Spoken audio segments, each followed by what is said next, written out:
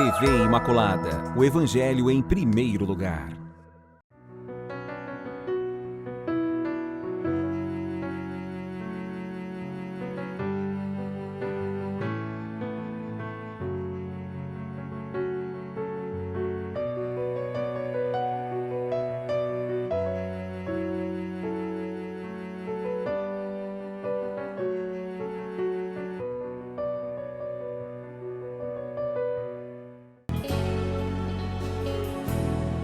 Olá, com muita alegria no coração, mais uma vez estamos de volta ao programa Respostas. Quero saudar a todos vocês que acompanham a programação da TV Imaculada, essa TV que evangeliza, que informa, que nos traz esperança. Programa Respostas, mais uma vez, ao vivo, aqui pelos sábados, e depois nós temos vários momentos de reprise durante a semana. Um programa interativo, onde nós vamos juntos, na dinâmica do programa com o apresentador, buscar as respostas às perguntas que vocês nos enviam. Por isso, o nosso programa é bastante interativo. Seja muito bem-vindo, bem-vinda mais uma vez a participar desse programa. E a gente tem recebido esses dias muitas perguntas, então o que a gente vai pedir para vocês? Um pouco da paciência, exatamente porque o número de perguntas cresceu e a gente precisa, dentro da nossa programação, nos organizarmos, né? Até porque o apresentador não é que é muito inteligente, não. Ele também precisa de um tempo para organizar também as respostas. E vocês sabem que aqui a gente não traz fórmula de bolo. Claro que nas respostas que nós buscamos, deixamos sempre a porta aberta para a reflexão. Por isso, quando eu falo que não temos fórmula de bolo no programa, é exatamente porque eu não quero dar uma resposta que tire de você a capacidade de pensar. Se tem uma coisa que Deus valoriza em nós, é o cérebro. Eu digo sempre que Deus demorou muito tempo para fazer, muito esforço de Deus, eu penso, para fazer o cérebro. Então, significa que a gente tem que usar. Então, exatamente, a fórmula da resposta nossa nesse programa é uma resposta que ela é abrangente, exatamente, para abrir o leque de reflexão. E não sei se você conhece a dinâmica do nosso programa. No primeiro bloco, nós fazemos uma reflexão temática, a partir de um tema que nos é apresentado na ordem de um documento da igreja, e é importante que nós façamos a leitura destes textos. Por quê? Porque eu estou dando a você a oportunidade de ter acesso à fonte de um texto da igreja. Porque temos que ser intérpretes, fazer o que a gente chama, uma palavrinha um pouco difícil, mas nos ajuda, hermenêutica, ou seja, uma interpretação que seja capaz de corresponder àquilo que é o espírito da interpretação eclesial dentro da interpretação dos documentos do magistério, que em última instância o próprio magistério da igreja vai nos orientar para que as nossas interpretações estejam em comunhão com a interpretação e com o pensamento da igreja como tal. E aqui, nesse primeiro bloco, realmente nós refletimos sobre um tema. No segundo e terceiro bloco, aí nós passamos para responder as perguntas que vocês nos enviam. Já estou avisando então que tem muita pergunta que chegou, gente, então vamos precisar que vocês exercitem a paciência, mas tenha certeza que vai chegar a hora da resposta da sua pergunta. E no primeiro bloco de hoje, como eu falei, nós estamos refletindo sobre o tema da cultura. De modo especial, já tem alguns momentos do nosso trabalho aqui de reflexão que o tema está em torno dos deveres mais urgentes dos cristãos em relação à cultura. Olha só, o tema da cultura e a fé. Em síntese, é isso que nós estamos refletindo nesses dias. Agora, o tema específico desse encontro é a primeira parte do tema, significa que vai ter a parte 2. Por que a gente divide? Porque, por vezes, o capítulo ou o número do documento é muito longo, é muito extenso. Quando a gente estiver no meio, a gente já esqueceu o início. Então, a gente corta, faz parte 1 e 2. E a gente vai lendo o documento na sequência. Qual que é o tema específico de hoje? Reconhecimento do direito do homem, do ser humano à cultura. A igreja está dizendo que o ser humano tem direito à cultura. Então, agora, nós vamos para a leitura. É o número 60 da Gaudium et Spes. Então, acompanhe a leitura do número 60 da Gaudium et Spes. Dado que hoje há a possibilidade de libertar muitos homens da miséria da ignorância, é dever muito próprio do nosso tempo, principalmente para os cristãos, trabalhar energicamente para que tanto no campo econômico como no político no nacional como no internacional, se estabeleçam princípios fundamentais, segundo os quais se reconheça e se atue em toda parte efetivamente o direito de todos à cultura, correspondente à dignidade humana, sem discriminação de raça, sexo, nação, religião ou situação social. Pelo que a todos se deve suficiente abundância dos bens culturais, sobretudo daqueles que constituem a chamada educação de base, a fim de que muitos, por causa do analfabetismo e da privação de uma atividade responsável, não se vejam impedidos de contribuir para o bem comum de modo verdadeiramente humano. Deve tender-se, portanto, para que todos os que são disso capazes tenham a possibilidade de seguir estudos superiores, de modo que subam na sociedade as funções, cargos e serviços correspondentes às próprias aptidões ou à competência que adquirirem. Gaudium et Spes, número 60.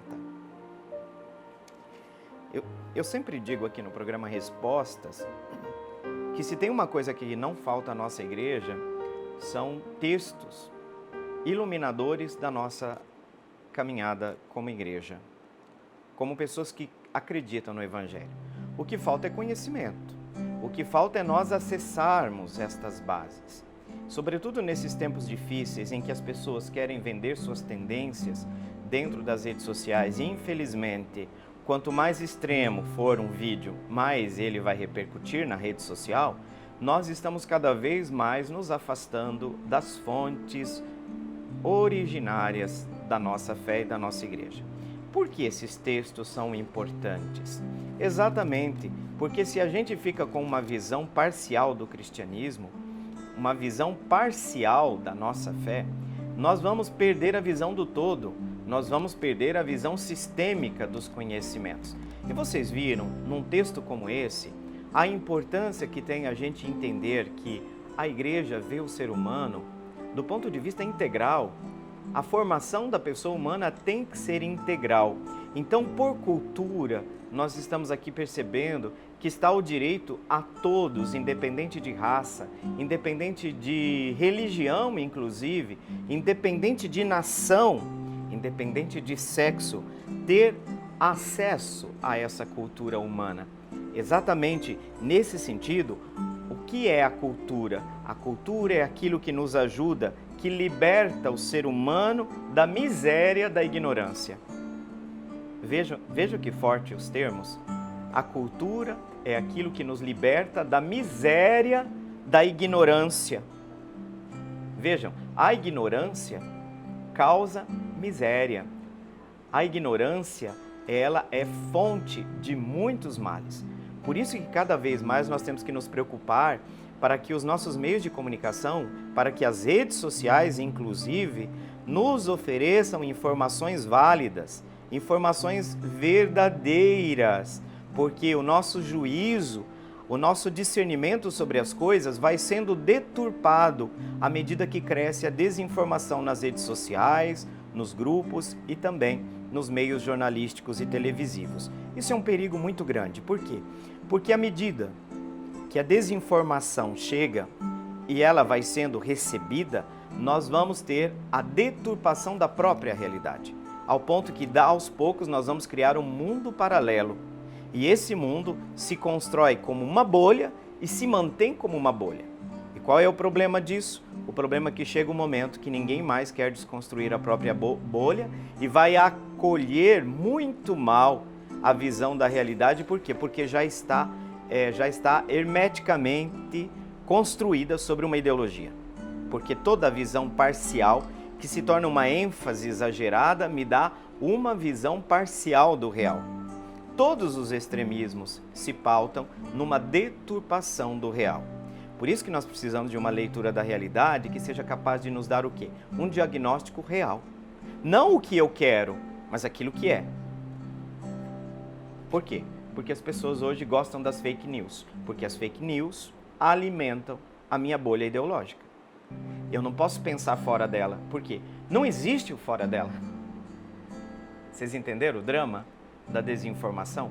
Como isso tem causado males sociais, inclusive dentro da própria igreja, a divisão, esse momento de divisão no qual nós nos encontramos. As pessoas criam um mundo paralelos. E aí nós precisamos nos preocupar sobre as fontes da nossa informação e precisamos também, quando fala o texto aqui, de dar a todos o direito, todos têm o direito à cultura, uma cultura que corresponda à dignidade humana. E aí a sociedade e o nosso tempo precisa oferecer a abundância dos bens culturais, sobretudo aquilo que nós chamamos, aqui o documento chama de educação de base. Veja, a própria igreja está apontando a tragédia que é o analfabetismo. E por vezes o analfabetismo ele não é só educacional. Pode ser o analfabetismo digital, por exemplo. Hoje já podemos falar de uma multidão de analfabetos digitais. Então nós precisamos dar acesso a todas as pessoas, independente inclusive de classe social. Isso é uma coisa que nós precisamos ver. E aí se fala inclusive da educação de base, se fala também do direito das pessoas a uma educação superior, né? Para que a educação superior? Também para que esses estudos superiores, para que as pessoas dentro da sociedade subam cada vez mais nas funções, cargos, serviços correspondentes às próprias aptidões ou também aquelas competências que adquirem durante esse processo de formação. Então, gente, educação não é um luxo, educação não é gasto, educação é investimento. E como nós precisamos pressionar os nossos políticos, as pessoas com responsabilidade legislativa, executivo, enfim, todos os âmbitos, para se preocuparem com a cultura, o acesso à cultura à nossa população mais pobre.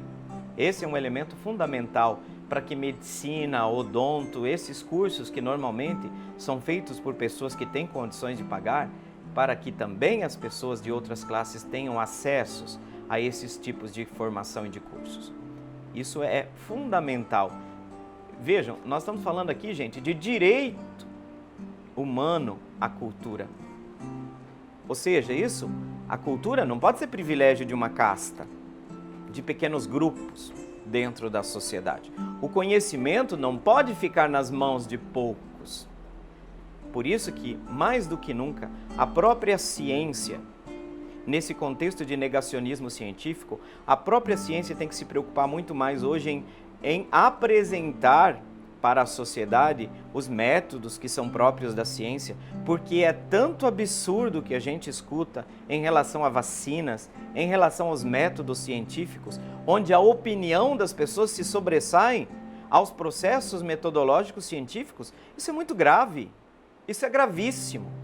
Então a própria ciência tem que se preocupar também com o acesso do conhecimento à sociedade. Isso é urgente. E aí a gente começa por uma educação de base, que dê condições a todos de enfrentarem o drama do analfabetismo. Mas também nós precisamos, nesse investimento capilar na educação, nós precisamos fazer com que também os cursos superiores possam ajudar as pessoas a crescerem dentro da sociedade, prestando com sua profissão serviços de qualidade à própria sociedade. Essa é uma questão muito séria e eu penso que a ignorância sempre custa mais caro, gente. Se a gente acha custoso investir na educação, pode ter certeza que a ignorância nos custará um preço muito, muito mais alto. E eu repito aqui aquilo que a gente sempre fala, a gente vê os slogans das campanhas, né? Porque depois parece que o pessoal esquece disso, né? Que educação não é custo, é investimento. Claro que nós precisamos aí, como Estado também, a organização política, pensar numa política capaz de também possibilitar ao Estado esse investimento. Então, vejam que o reconhecimento do direito do ser humano à cultura é também uma das prerrogativas que a fé nos indica nesse contexto em que nós vivemos. Isso vale dentro da própria comunidade. Hoje nós temos o acesso das pessoas aos cursos de teologia. O conhecimento ele não fica mais restrito a um grupo, a uma casta do clero, mas todos, porque sabemos que o conhecimento é poder. Sim, é verdade. O conhecimento é poder.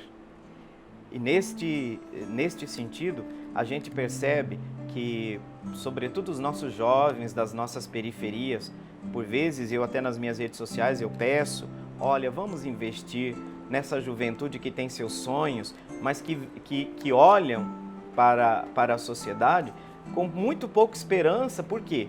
Porque eles não têm meios para isso. Então nós, como sociedade, precisamos pensar seriamente nesta dimensão do acesso à cultura. O acesso à cultura a todas as camadas sociais. Isso é um elemento constitutivo também da nossa fé. E é isso que nós estamos encontrando nesse texto da Gaudium et Spes, que tem falado exatamente sobre isso. O direito que o ser humano tem à cultura. Que bom! Muito obrigado para você que acompanhou nossa reflexão até esse momento. Chegamos ao final desse primeiro bloco, mas olha, nós temos ainda 2 outros momentos para responder as perguntas de vocês. E olha só, o número do telefone 99347-0532, 99347-0532, e você pode nos enviar a sua pergunta. Nós vamos para um breve intervalo e voltamos na sequência.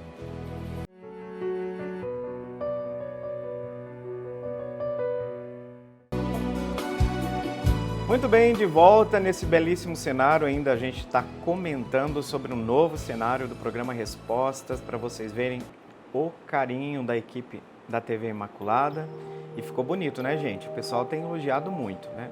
E a gente sempre quer melhorar, não só a questão do visual, né?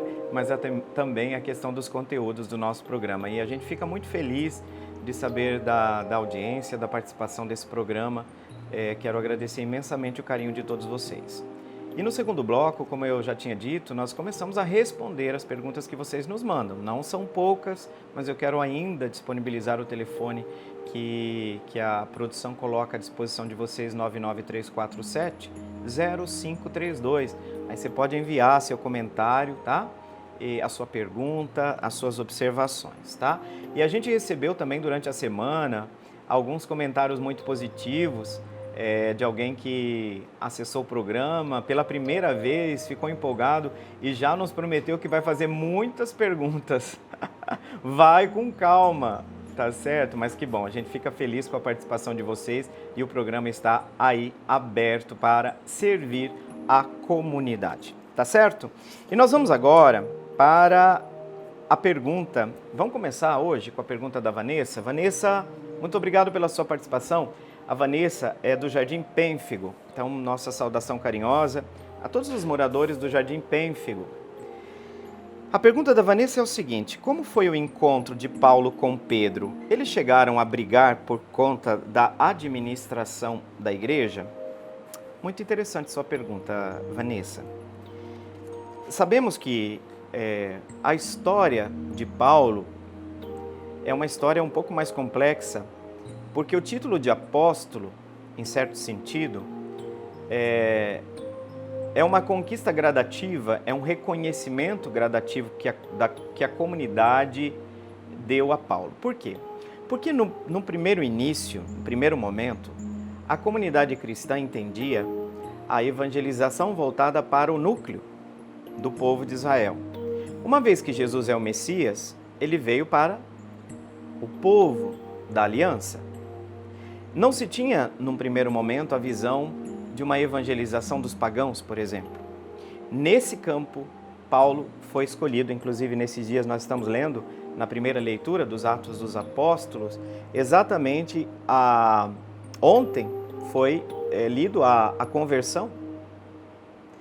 E, inclusive, quando o Senhor aparece em visão para Ananias, dizendo, vai lá, que Paulo está lá e eu preciso que você imponha as mãos nele. Vocês sabem qual foi a resposta de Ananias? Mas, Senhor, o que a gente ouviu falar desse homem é que ele está devastando a igreja, que ele está perseguindo a comunidade. A expressão de Ananias é uma expressão de quem está com medo. Haja vista que o antes do Saulo, que ainda não é Paulo, marca profundamente um período de muita perseguição. E Paulo está no grupo daqueles que estão perseguindo os cristãos. Então a comunidade, no início, nós devemos imaginar, ficou muito desconfiada. Será que não é um meio para ele se infiltrar dentro da comunidade? Eu tenho certeza que tem muita gente da comunidade que pensou assim, que Paulo queria se infiltrar para depois denunciar o esquema dos cristãos. Gente, o testemunho de Paulo vai vencendo essas barreiras, o preconceito dentro da comunidade, e Paulo não demora muito a se tornar um grande evangelizador. E o reconhecimento dele vai se espalhando. Tanto que Paulo, ontem mesmo na leitura, vou repetir, quando Ananias questiona o Saulo, né, que persegue os cristãos, Jesus diz uma coisa, o Senhor diz uma coisa muito interessante. Olha, fica tranquilo, eu escolhi ele para levar o meu evangelho às nações. Ele é meu escolhido para levar o evangelho aos pagãos. Então, essa primeira compreensão interna da comunidade de Jerusalém, que tem uma compreensão, vamos dizer assim, gente, bairrista, que acha que o evangelho e que Cristo é só para o povo eleito, para o povo de Israel, os descendentes do povo de Israel, essa é a primeira grande resistência que Paulo encontra dentro da comunidade. Mas, para surpresa de todos, a evangelização de Paulo encontra aí um êxito extraordinário. De modo que as comunidades onde Paulo vai passando vão sendo formadas, na sua maioria, quase todas essas comunidades pagãs. E o cristianismo se torna muito fervoroso entre os pagãos. Então, aquilo que era uma desconfiança inicial vai dando a Paulo o crescimento da sua autoridade, ao ponto, gente, que se reconhece de Paulo o título de apóstolo.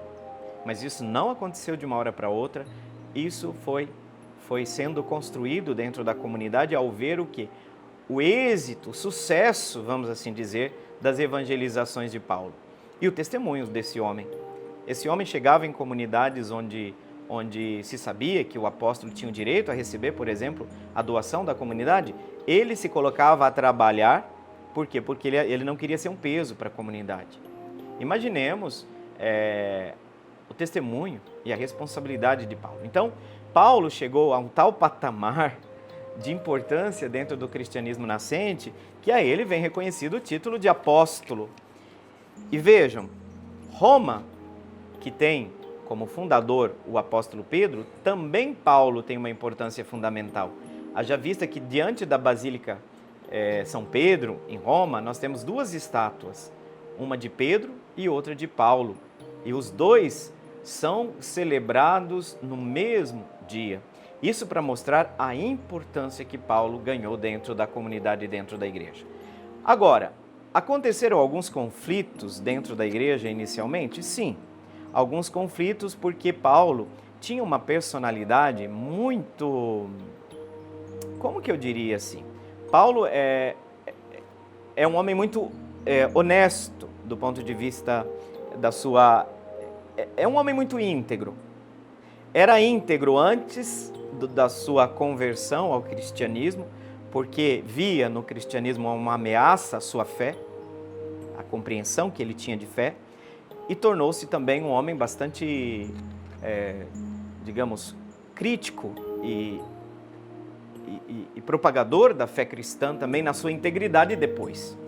O que acontece? O primeiro problema que nós tivemos é um problema que Paulo vê um certo cinismo de Pedro quando vinha visitar as comunidades onde tinham judeus convertidos judeus, cristãos e pagãos. O que o Paulo percebeu, gente? Paulo percebeu um tratamento desigual de Pedro. E não é que Paulo não reconhecesse a importância dos apóstolos e de Pedro de modo especial. Essa autoridade de Pedro nunca foi combatida por Paulo, muito pelo contrário. Mas diante, digamos assim, dessa hipocrisia de Pedro, Paulo não se furta o dever de dizer para Pedro, de chamar a atenção. Então há esse conflito Esse conflito mostra a integridade da fé de Paulo, né? E o tratamento, né? Ele denuncia o tratamento desigual. Por quê? Porque Pedro está fazendo acepção de pessoas, ele trata de um modo os cristãos oriundos do judaísmo e de outro modo completamente diferente. E ele tinha, conforme um público e o outro, Paulo percebeu que Pedro mudava o discurso, né? Isso para a gente perceber que mesmo as autoridades, né, da comunidade nascente percebem essa discrepância, né, essa atitude condenável de Pedro. Depois nós temos um outro conflito também que aconteceu por conta da questão exatamente em torno à exigência da entrada. Quando entravam os pagãos oriundos do paganismo, se perguntava, mas eles têm que passar pela circuncisão? E sabe que parte da comunidade disse, olha, realmente, para ser convertido o pagão precisa passar pela circuncisão, que é esse rito judaico, vamos assim dizer. O que a comunidade decide no final, Vanessa?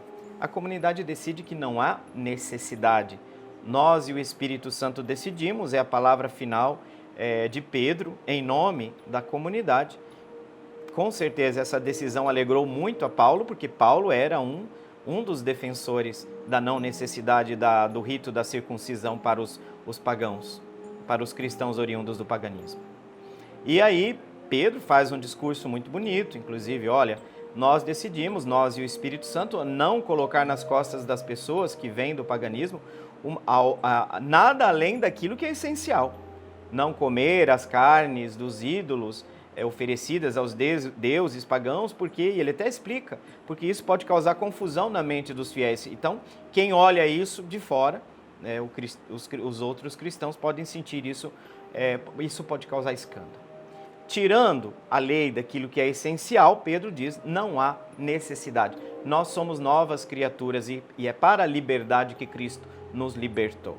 Veja que essa decisão, com certeza, agradou muito a Paulo. Então, houve conflitos? O que eu vou te responder, Vanessa? Sim, muitos conflitos entre Paulo e Pedro. Porém, como há conflitos hoje também, você pode ver dentro de uma assembleia que acabamos de presenciar, hoje com as redes sociais nós temos muito mais acesso às discussões da Assembleia dos Bispos, e a gente percebe que existem tendências dentro do corpo episcopal, nada mais natural. O que não pode haver? O que não pode haver é o rompimento da comunhão. E isso eu posso afirmar que entre Pedro e Paulo nunca aconteceu. Eu repito, Paulo sempre reconheceu a autoridade de Pedro. Nunca confrontou essa autoridade. E olha, quando o assunto se tornava muito espinhoso, o que Paulo fazia? Paulo dizia, olha, nós temos que ir para Jerusalém, nós temos que decidir com os apóstolos. Então, não há um confronto de poder, por quê? Porque para esses homens que estão apaixonados por Cristo, a questão não é quem manda. A questão do poder na igreja não pode ser pensada em chave mundana. É o mundanismo espiritual, como diz, para usar um termo do Papa Francisco, que faz com que as disputas por cargos dentro da igreja faça do clero quase que um exército, né? Que estão pessoas que estão buscando cargos. O clericalismo, ele é nocivo porque ele também deturpa a ideia de poder. A ideia de poder para o cristianismo é serviço. Então, seja Paulo, seja Pedro, eles estão imbuídos desse desejo constante de construir a igreja, de levar a igreja pelos caminhos da fidelidade a Cristo. Então, esses conflitos, Vanessa, que não estão escondidos da Sagrada Escritura, mostram que nós não estamos no paraíso. Nem a comunidade cristã primitiva viveu um período, meu Deus, o que eu diria? O céu na terra. Não. Muitos conflitos, tendências, como existe dentro da própria igreja ainda hoje. Mas o que aconteceu? O testemunho dos apóstolos é ao reconhecer a autoridade do apóstolo Paulo. Aí você percebe que não são as brigas de poder, mas a busca no discernimento comunitário, a busca da vontade de Deus para a comunidade é aquilo que prevaleceu. Isso que é bonito.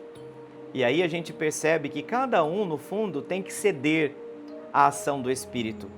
Cada um tem que pensar que o bem da comunidade, que o bem da realização do projeto de Deus, que a fidelidade da igreja a Cristo e ao seu Evangelho está acima da mentalidade, dos desejos e das tendências que nós defendemos. Então ali a gente percebe que essa perfeita comunhão, Vanessa, sempre foi preservada na relação entre Paulo e Pedro. Então, não negamos que a Sagrada Escritura coloca momentos tensos entre ambos, haja vista que a gente sabe um pouco como que é a personalidade de Pedro, né? E Paulo, olha, não é para falar não, mas me parece que não está muito distante disso, né? Então, nesse sentido, esses homens colocaram toda a sua vida a serviço do Evangelho. São testemunhas de uma imensa magnitude. Por isso que nós somos gratos aos apóstolos Pedro e Paulo, sobretudo, evocado como apóstolo dos gentios. Muito bem, que bom falar dessas testemunhas que marcaram o início da história da nossa igreja, e fica aí sempre o desafio para todos nós também de seguirmos na comunhão, não rompermos a comunhão com a nossa igreja, não ficarmos falando mal do Papa, dos bispos, né? Estarmos em comunhão com a nossa igreja. Esse é o convite que a comunidade primitiva nos faz e que a comunidade primitiva testemunhou. Vamos para o nosso intervalo, já terminamos o segundo bloco, o tempo passa rapidinho aqui no programa Respostas, mas o intervalo é rápido, a gente volta na sequência. Até daqui a pouco.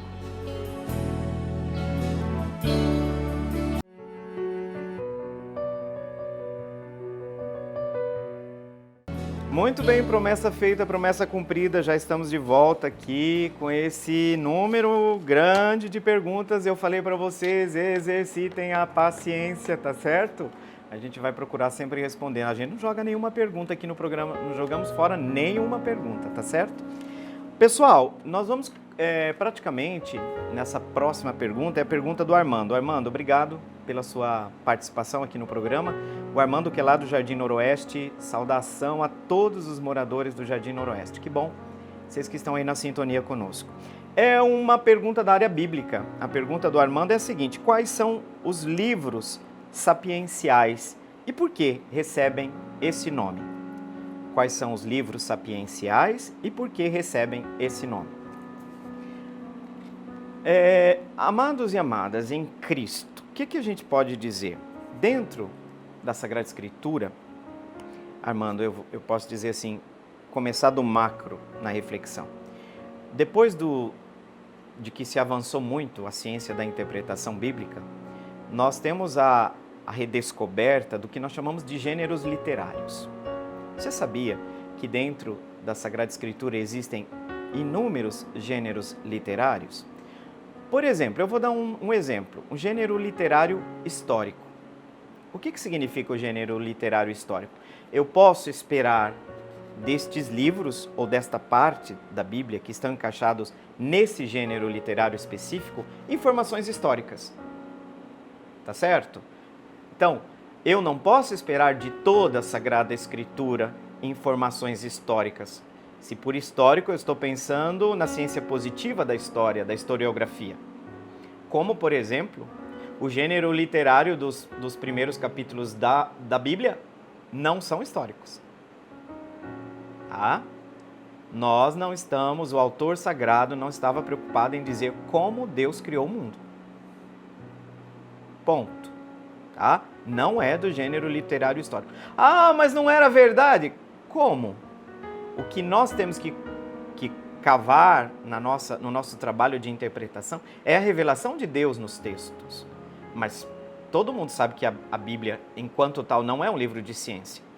Eu posso ler, por exemplo, se eu não tenho fé, eu posso ler a Bíblia como um livro de conhecimento, um livro de literatura? Posso.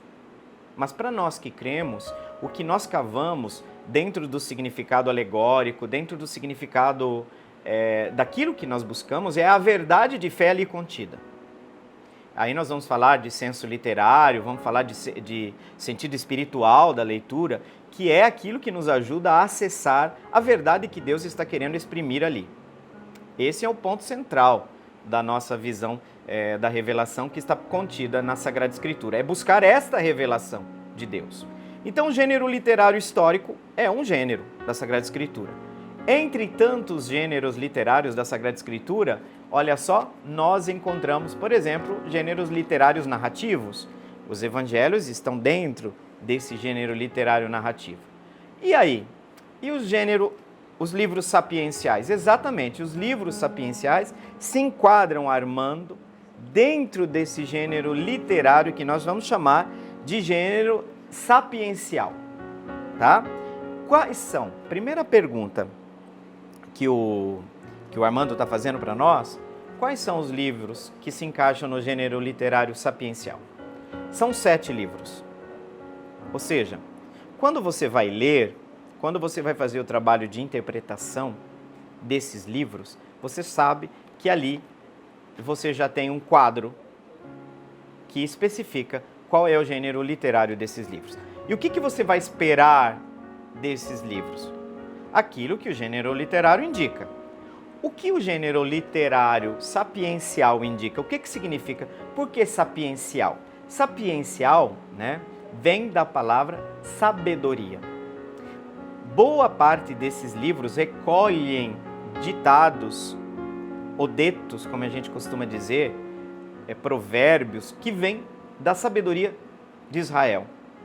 São condensados nesses livros. Então, por que sapiencial? Porque esses livros estão, todas as temáticas ali presentes, estão em torno do ensinamento de uma sabedoria que nos indica o caminho de Deus. Então, quais são esses livros? Olha só, Jó, o livro do profeta, o livro de Jó, está enquadrado dentro do livro do gênero literário sapiencial. Os Salmos, também os Salmos são coletâneas de hinos, de cantos, que o povo normalmente eram preparados, né? Davi preparou, normalmente são salmos, são feitos para serem cantados, sobretudo cantos processionais. E vejam que os salmos estão inseridos, então, dentro do gênero literário sapiencial. Outro livro dentro do gênero sapiencial, o livro dos provérbios. Por sinal, os provérbios recolhem uma sabedoria do povo. Por quê? Porque Deus se manifesta também através da sabedoria. Daquela sabedoria popular que está presente dentro da história de Israel, que é uma sabedoria muito unida à ação de Deus reconhecida, porque Deus é indicado como a sabedoria por excelência. Num determinado momento, na interpretação cristológica que nós vamos fazer a partir do Novo Testamento, quando a gente volta para trás, chega um momento que a gente vai dizer que Cristo é a sabedoria encarnada. Então, a sabedoria por excelência, citada no Antigo Testamento, ora se identifica com Deus mesmo, ora parece um mensageiro dele, ora parece uma personificação. De qualquer forma, esse gênero literário sapiencial nos mostra, nos coloca em contato com essa sabedoria revelada. Então já temos 3, Jó, Salmos e os Provérbios. Outro livro do gênero sapiencial, Armando, é o livro do Eclesiastes. Tá? E aqui eu já posso falar também que também o livro do Eclesiástico está presente dentro desse gênero literário da sabedoria. E para terminar, nós temos outros 2 livros, o Cântico dos Cânticos e também o livro da Sabedoria. Imagina, não podia ficar fora, né? O livro da Sabedoria. Então a gente percebe, nesse gênero literário de modo especial, a vinculação que esses livros têm com o tema da sabedoria. Então, isso que a gente percebe, Armando, na hora que a gente vai ler e que a gente vai entrar em contato com esses livros. Então, é muito frequente que, por exemplo, nós citemos com uma certa frequência nas redes sociais passagens do livro da sabedoria, dos livros sapienciais, exatamente porque eles têm sempre uma sabedoria que para nós é entendida como uma sabedoria inspirada, uma sabedoria revelada, que por vezes que foi de fato condensada nesses escritos. E aí os gêneros literários, por exemplo, na teologia, esses livros sapienciais, eles são estudados como um bloco, Armando, tá? Se você for estudar teologia, você vai perceber que os livros sapienciais são um bloco, uma disciplina da teologia, são exatamente os livros sapienciais. Por quê? Esse enquadramento coloca o tema da sabedoria como um tema partilhado em todos eles, e você vai perceber que na dinâmica da construção literária desses livros, você vai perceber que todos eles têm semelhanças muito grandes, partilhadas exatamente a partir da perspectiva da sabedoria, do tema da sabedoria que está ali presente. É de onde vem a ideia, né, Armando, de sapienciais, vem sapiência, sabedoria, tá? Tá tudo relacionado a isso. Tá certo, Armando? Inclusive, uma das coisas que eu descobri, Armando, estudando fora, a beleza, por exemplo, do livro de Jó. Infelizmente, ainda bastante desconhecido de nós, mas o livro de Jó traz sobretudo para a gente falar hoje do problema do mal, o sofrimento do inocente, a relação, né, com Deus, que não deve ser pautada também numa equação matemática, como se fosse um comércio, como é que a gente lida com a equação eu faço bem, Deus me recompensa, eu faço mal, Deus me castiga. E aí como que a gente faz com a história de Jó? Porque Jó é justo, fica muito claro, né? E aí a gente percebe a dinâmica que vai nos ajudar muito, por exemplo, a trabalhar a nossa imagem de Deus, a trabalhar a nossa relação com Deus, porque não se trata de um comércio quantitativo, né? E aí a gente precisa tomar muito cuidado. Isso para falar também do livro dos Salmos, que a gente conhece também, tá certo? Muito obrigado, Armando, pela sua pergunta, e vamos agora para a pergunta da Vera, lá do Estrela d'Alva. Vera, brigadão pela sua participação, tá? Seja muito bem-vinda e obrigado pela sua pergunta. A pergunta da Vera é a seguinte: por que Jesus não escolheu mulheres para serem discípulas? Era o contexto da época? Vera, olha uma notícia boa que eu trago para você. Jesus tinha muitas discípulas, tá? Jesus tinha discípulas. Quando a gente faz uma pequena confusão, uma diferenciação entre apóstolo e discípulo. Por exemplo, João não usa o termo apóstolo, ele usa o termo discípulo, para falar inclusive dos apóstolos. Mas a diferenciação é que o grupo dos apóstolos, sim, na sua escolha, né, o nome, inclusive, os nomes são citados e são homens. Mas o grupo de seguidores e seguidoras de Jesus são muito maiores do que os apóstolos. Nós temos uma multidão de pessoas que seguem Jesus. Até no momento de crise do grupo, que alguns ouvindo a palavra de Jesus sobre minha carne é verdadeira comida, meu sangue é verdadeira bebida, causa um certo escândalo, muitos decidem o quê? Eu não quero mais seguir esse homem está louco. O que Jesus pergunta para os apóstolos? Vocês também querem ir embora? Isso significa que seguidores e seguidoras de Jesus existiam muitos. Nós temos depois a famosa lista dos 72 discípulos. Nós podemos dizer que há uma afirmação de que esses discípulos todos eram homens? Absolutamente. E nós temos a citação na Sagrada Escritura, nos Evangelhos, de que existiam seguidoras, discípulas de Jesus, que inclusive o ajudavam economicamente, tá? Que o ajudavam economicamente. Então, Vera, não é verdade que Jesus não tinha discípulas. Jesus tinha, sim, seguidoras. E destaca-se entre o grupo dessas seguidoras Madalena, que se torna, não por acaso, aquela que por primeiro viu Jesus. Em muitos dos evangelhos, as primeiras a ter contato com Jesus ressuscitado são mulheres. Então elas ganham uma importância enorme. São as mulheres que vão anunciar aos apóstolos que Jesus ressuscitou. Então, é óbvio que o condicionamento histórico marca, até certo ponto, Vera, essa sociedade. Mas Jesus rompeu muito com esses vínculos atrelados à ideia da presença da mulher. Por exemplo, Jesus ser visto conversando sozinho, um rabino conversando sozinho com uma mulher, era algo inadmissível na sociedade da época. Jesus rompeu com isso. Qual episódio Jesus está conversando sozinho com uma mulher? O episódio da Samaritana, à beira do poço. Era inadmissível. Então se percebe que no lugar dos discípulos, no lugar que na comunidade dos discípulos existem muitas seguidoras de Jesus. E a importância delas nós vemos sobretudo no episódio da ressurreição. Para repetir que, olha só, o anúncio máximo que um cristão pode fazer é da ressurreição de Cristo.